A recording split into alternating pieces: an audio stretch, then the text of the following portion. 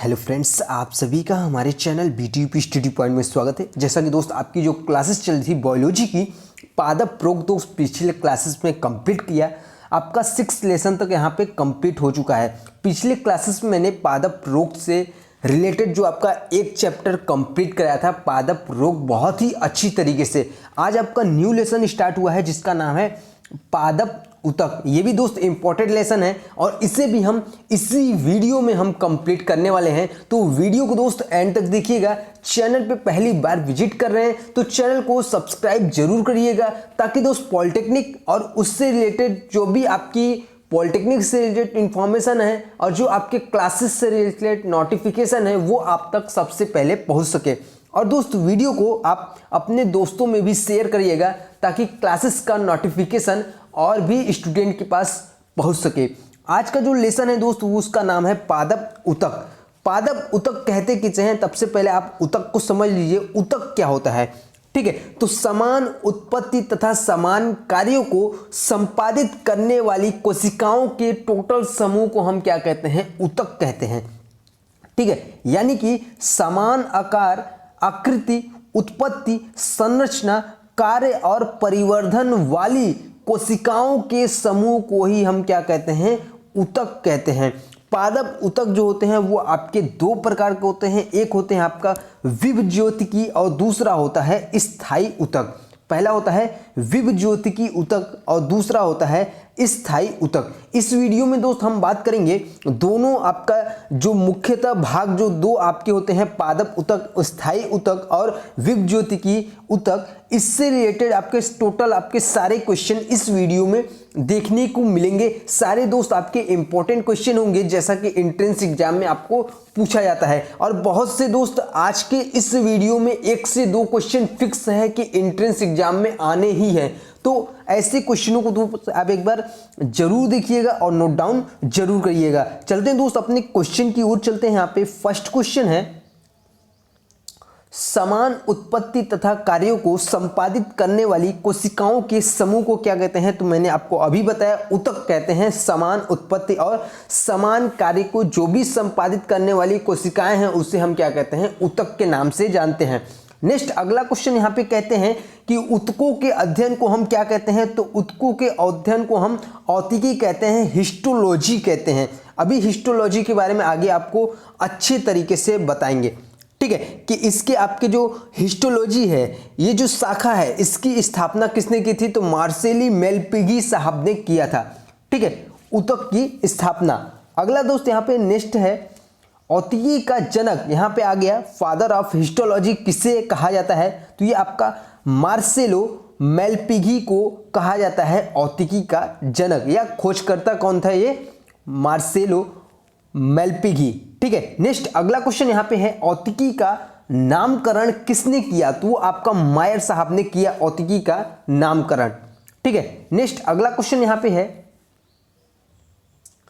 अगला क्वेश्चन है, ऊतक शब्द का प्रयोग सर्वप्रथम किसने किया। तो आपके बीचट साहब ने किया ऊतक शब्द का सर्वप्रथम प्रयोग। नेक्स्ट अगला क्वेश्चन यहां पे चलते हैं, कौन सा ऊतक द्वितीयक वृद्धि के लिए उत्तरदायी है। ये आपका कैम्बियम है जो कि द्वितीयक वृद्धि के लिए उत्तरदायी है, ठीक है। नेक्स्ट अगला क्वेश्चन है, कैम्बियम और कार्क कैम्बियम किस प्रकार के ऊतक के उदाहरण हैं। तो ये आपका पार्श्वीय विभज्यता के उदाहरण हैं, ठीक है। नेक्स्ट अगला है यहाँ पे, द्वितीयक वृद्धि किसके विभाजन से होती है। तो आपका कैम्बियम और कार्क कैम्बियम के विभाजन से ही हमारा क्या होता है, द्वितीयक वृद्धि विभाजन होता है, ठीक है। नेक्स्ट अगला क्वेश्चन यहाँ पे इंपॉर्टेंट क्वेश्चन है, चालनी नलिकाएं कहाँ पाई जाती है। तो वो आपका फ्लोएम में पाई जाती है चालनी नलिकाएं, ठीक है। नेक्स्ट अगला है यहाँ पे, संवहन बंडल का उद्गम होता है।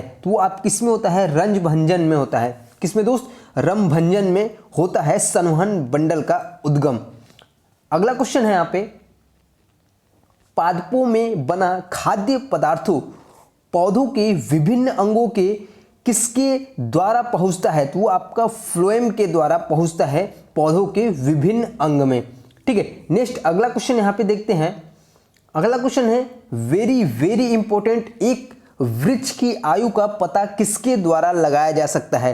तो वो आपका वार्षिक वलय की गिनती करके वृक्ष की आयु का पता लगाया जा सकता है। मान लिया दोस्त किसी भी आपका कोई भी वृक्ष है, उसका हम वार्षिक वलय जो है वो वहां पे 7 है, ठीक है। तो वो कितने साल पुराना वृक्ष है? वो आपका 7 साल पुराना वृक्ष है। अगर आपका वार्षिक वलय वहां पे 1 है तो आपका वह 1 साल पुराना है, या जो वृक्ष की आयु है वो 1 वर्ष है। अगर वो आपका 50 है तो 50 वर्ष, 100 है तो 100 वर्ष, ठीक है। इस तरह हम क्या करते हैं, वृक्ष की आयु का पता लगाते हैं। कैसे? वार्षिक वलयों की गिनती करके, ठीक है। इंपॉर्टेंट क्वेश्चन है, इसे आप नोट डाउन जरूर करिएगा। ऑर्किड है, ऑर्किड में विलामेन उतक कहां पाया जाता है? तो वो आपका मूलों में पाया जाता है, विलामेन उतक।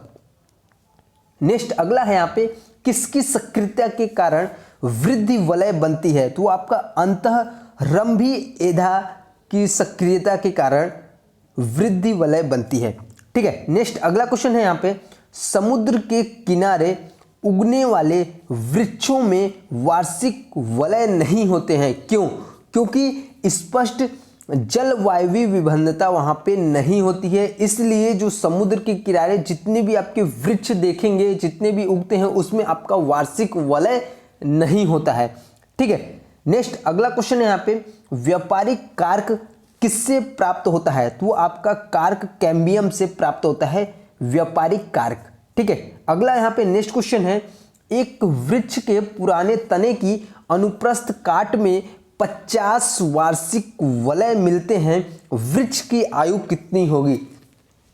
यहां पे दोस्त आपको क्वेश्चन बोल रहा था कि एक कोई वृक्ष है, ठीक है, ये आपका वृक्ष का तना हो गया, इसमें बोल रहा था कि अनुप्रस्थ काट में 50 वार्षिक वलय मिलते हैं। इसको जब यहाँ पे काटा गया तो इसके अंदर 50 आपका वार्षिक वलय यहाँ पे देखने को मिलते हैं, जो आपका निशान होता है हल्का हल्का, ठीक है। तो उसमें आपका टोटल कितने थे? 50 वर्ष मिलते हैं वार्षिक वलय। तो उस वृक्ष की आयु कितनी है? तो आयु आपकी क्या हो जाएगी? टोटल आपका 50 ईयर्स हो जाएगा, ठीक है, 50 वर्ष हो जाएगा। अभी मैंने आपको बताया जितने आपके वार्षिक वलय होंगे, वृक्ष की आयु उतना वर्ष होगी, ठीक है।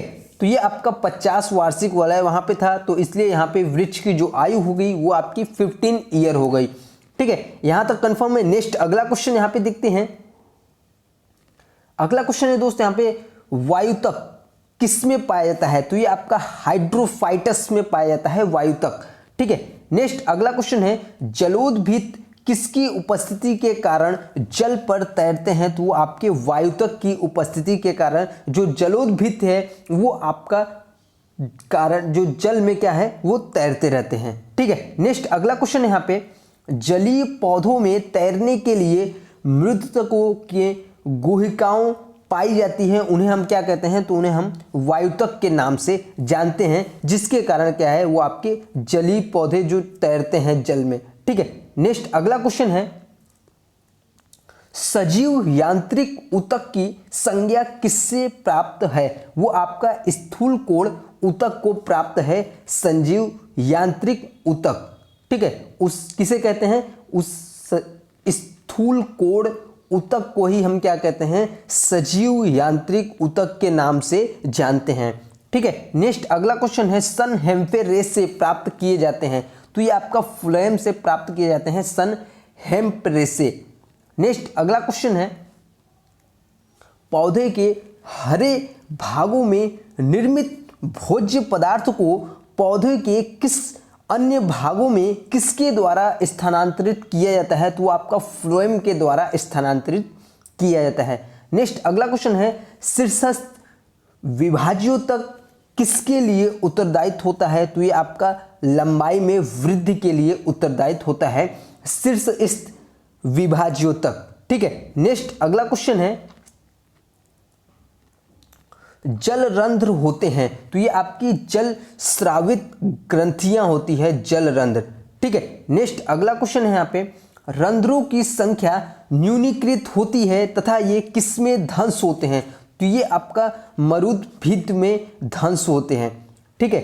ये क्या है? मरुद्भिदों में क्या होते हैं? धस्से होते हैं, जो आपके रंध्रों की संख्या होती है जो आपकी सबसे कम यानी कि न्यूनीकृत होती है, और ये आपका मरुद्भिदों में धसे होते हैं, फिक्स होते हैं। ठीक है, अगला क्वेश्चन है यहाँ पे, शाखाओं में पत्तियां किस कारण से झड़ जाती है? तो आपका कार्क के बाहर विलगन परत के बन जाने से शाखाओं की जो पत्तियां होती हैं वो झड़ जाती हैं। नेक्स्ट अगला क्वेश्चन है, विलामेन। विलामेन की आवश्यकता क्यों होती है? तो वो आपका नमी के अवशोषण के लिए हमें क्या होता है, विलामेन की आवश्यकता होती है। वेरी वेरी इंपॉर्टेंट क्वेश्चन है, नोट डाउन जरूर करिएगा। अगला क्वेश्चन है यहाँ पे, पार्श्व विभाजोतक किसके उत्तरदायित्व होता है? तो ये आपका मोटाई में वृद्धि के लिए उत्तरदायित्व होता है, पार्श्व विभाजोतक। ठीक है, अगला दोस्त नेक्स्ट क्वेश्चन यहाँ पे देखते हैं, नाशपाती खाने में कठोर या किरकिराहट के अनुभव का कारण क्या है? तो उसका जो दृढ़ कोशिकाएं उसमें पाई जाती है, इसी कारण जो नाशपाती हम लोग खाने के लिए यहाँ पे यूज करते हैं वो काफ़ी कठोर और किरकिराहट का अनुभव होता है। ठीक है, इसका जो कारण है उसके जो कोशिकाएं होती हैं वो काफ़ी दृढ़ होती हैं। ठीक है, नेक्स्ट अगला यहाँ पे क्वेश्चन देखते हैं। अगला क्वेश्चन है, एक काष्ठी पौधों की आंतरिक छाल का मुख्य कार्य क्या है? तो आंतरिक जो छाल है उसका जो मुख्य कार्य है पत्तियों से पौधों के अन्य भागों को खाद्य परिवहन करना। ठीक है, जो आंतरिक छाल है उसका जो कार्य है वो क्या है, पत्तियों से पौधों के अन्य भागों में क्या है, खाद्य का परिवहन करना आंतरिक छाल का मुख्य कार्य है। अगला क्वेश्चन है, किस एक भारतीय वैज्ञानिक ने पादपों में जल की लंबी दूरी के अभिगमन का सिद्धांत प्रस्तुत किया? तो उसका नाम था जेसी बोस साहब ने। ठीक है, नेक्स्ट अगला क्वेश्चन है, पादपों में सबसे बाहरी मोम की परत क्या होती है? तो आपका क्यूटिकल कहलाती है। ठीक है, नेक्स्ट अगला क्वेश्चन है, दृढ़ता प्रदान करने वाले ऊतक समूह हैं, तो कौन कौन से हैं? वो आपके स्थूल कोण ऊतक हैं, दृढ़ोतक हैं, जाइलम है। ठीक है, ये क्या है, आपका दृढ़ता प्रदान करने वाले ऊतक के समूह हैं। अगला दोस्त नेक्स्ट क्वेश्चन यहाँ पे देखते हैं, विलामेन ऊतक का कार्य क्या है? तो इसका जो मेन कार्य है विलामेन ऊतक का वो है आर्द्रताग्राही जल का अवशोषण करना। ठीक है, नेक्स्ट अगला क्वेश्चन बात करते हैं यहाँ पे। नेक्स्ट क्वेश्चन है, मृदुतक का कार्य क्या है? तो मृदुतक का कार्य प्रकाश संश्लेषण, संचय और स्राव प्रक्रिया में भाग लेना, यह आपका मृदुतक का कार्य है। ठीक है, नेक्स्ट अगला क्वेश्चन यहाँ पे देखते हैं, दृढ़ोतक भित्ति का क्या कार्य है? तो ये आपका यांत्रिक सहारा देना दृढ़ोतक भित्ति का कार्य है। अगला क्वेश्चन है, पौधों के कुछ भाग मोड़ने पर बिना टूटे आसानी से मोड़े जा सकते हैं। कुछ भाग जैसे पत्ती तने की, इसकी तन्यता के कारण किसकी बहुतायत को माना जाता है? तो ये आपका दृढ़ोतक की बहुतायत को माना जाता है। जो आपकी दृढ़ोतक भित्ति होती है, जैसे कि अभी मैंने आपको बताया, जितनी आपकी उसकी जो दृढ़ शाखाएं आपकी होती है वो आपकी कमजोर यानी कि दृढ़ होंगी तो आपकी मोड़ने पे क्या होंगी, टूट जाएंगी। अगर यही आपका दृढ़ नहीं होंगी, जो शाखाएं हैं वो आपकी दृढ़ नहीं होंगी, तो आपका बिना, अगर आप मोड़ेंगे तो बिना टूटे वो आसानी से मुड़ जाएगा। ठीक है, नेक्स्ट अगला क्वेश्चन यहाँ पे देखते हैं, पौधों में भोज्य पदार्थ किस ऊतक में एकत्र होते हैं? तो वो आपका मृदुतक में एकत्र होते हैं। ठीक है, नेक्स्ट अगला है यहाँ पे, कुछ मृदुतक में क्लोरोफिल पाया जाता है, उन्हें क्या कहते हैं? तो उन्हें हम क्लोरेनकाइमा कहते हैं। क्या कहते हैं दोस्त? क्लोरेनकाइमा के नाम से जानते हैं, जिसमें क्लोरोफिल पाया जाता है। नेक्स्ट अगला क्वेश्चन है, संवहनी पौधों में पानी ऊपर किससे जाता है? तो आपका जाइलम टिश्यू के द्वारा संवहनी पौधों में पानी ऊपर जाता है। ठीक है, नेक्स्ट अगला क्वेश्चन की बात करते हैं यहाँ पे। नेक्स्ट क्वेश्चन है, किन पौधों में जाइलम वाहिकाओं का अभाव होता है? तो वो आपका अनावृत बीजी और टेरिडोफाइटस में आपका जाइलम वाहिकाओं का अभाव होता है। ठीक है, नेक्स्ट अगला क्वेश्चन यहाँ पे है, वाष्पोत्सर्जन के लिए पौधों की संरचना में से कौन जिम्मेदार है? तो वो आपका स्टोमाटा यानी कि रंध्र आपका जिम्मेदार है वाष्पोत्सर्जन के लिए। ठीक है, नेक्स्ट अगला क्वेश्चन है, कौन ग्राम पॉजिटिव तथा कौन ग्राम निगेटिव बैक्टीरिया के लिए उत्तरदायित्व है? तो ये आपका कोशिका दीवार है। ठीक है, जो कि ग्राम पॉजिटिव और ग्राम निगेटिव बैक्टीरिया के लिए उत्तरदायी होता है। ठीक है। अगला दोस्त यहाँ पे नेक्स्ट क्वेश्चन है, किस पौधों में जल तथा अन्य पदार्थों को वहन करने के लिए विशिष्ट चालक ऊतक नहीं होते हैं? तो वो आपका क्या नाम है, मार्केंसिया। क्या नाम है दोस्त, मार्केंसिया, जिसमें जल और अन्य पदार्थों को वहन करने के लिए कोई भी विशिष्ट चालक ऊतक नहीं पाए जाते हैं। ठीक है। अगला दोस्त लास्ट क्वेश्चन है, औतिकी हिस्टोलॉजी शाखा की स्थापना करने वाले वैज्ञानिक का क्या नाम था? तो उसका नाम था मार्सेली मेलपिगी। ये आपको पहले भी क्वेश्चन करा चुके हैं, अभी इसी वीडियो में आगे मैंने आपको बताया था। तो आशा करते हैं दोस्त आज मैंने आपको जितने क्वेश्चन बताएं आप सभी लोगों को बहुत ही अच्छी तरीके से समझ में आ गया है। वीडियो अच्छा लगा दोस्त वीडियो को लाइक करिएगा और दोस्तों में शेयर करना ना भूलिएगा, ताकि इंफॉर्मेशन क्लासेस का और भी लोगों के पास पहुंच सके। Thank you.